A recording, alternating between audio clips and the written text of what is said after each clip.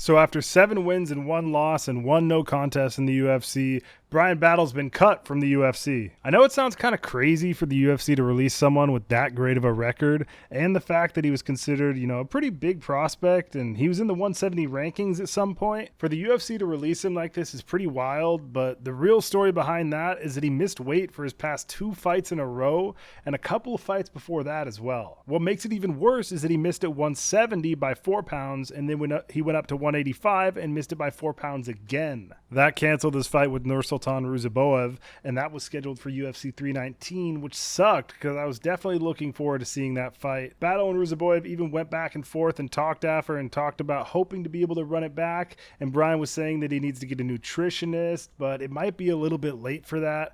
It doesn't seem like he'll be matched up with Ruziboev anytime soon, especially now that he's been cut from the UFC and removed from the roster. So he missed weight 3 times in total, twice in a row, most recently even after moving up a weight class, which canceled the fight on one of the biggest cards of the year.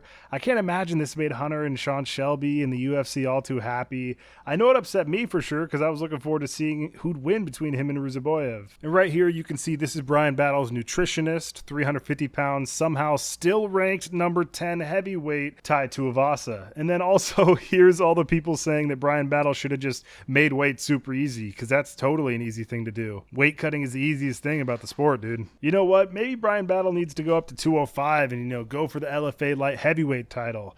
Not really, because it's kind of wild to miss at 170 and then your next fight go up and still miss by the same amount, up a whole 15 pounds in weight class. He went out of the Ariel Helwani show saying that he thought it was going to be a piece of cake, a walk in the park, and things just went south during his weight cut and it was all downhill from there. I think he just needs a nutritionist and to treat weight cuts with more respect, because you're not 21 and super young forever, and we know weight cuts start to take a toll on your body, especially as you get older. I think maybe he could have gotten matched up with Ruziboev again, but I totally see why the UFC cut him. You can't ruin a fight on one of the biggest pay-per-views of the year and then miss weight before as well. I'd like to see him back in the UFC at some point because he was a pretty entertaining fighter, was on a solid, basically 5-fight win streak. So I wouldn't mind seeing him back, but I do understand why they cut him. Thanks for watching, boys. Let me know what you think in the comments. I'll reply to everybody, and I'll see you in the next one.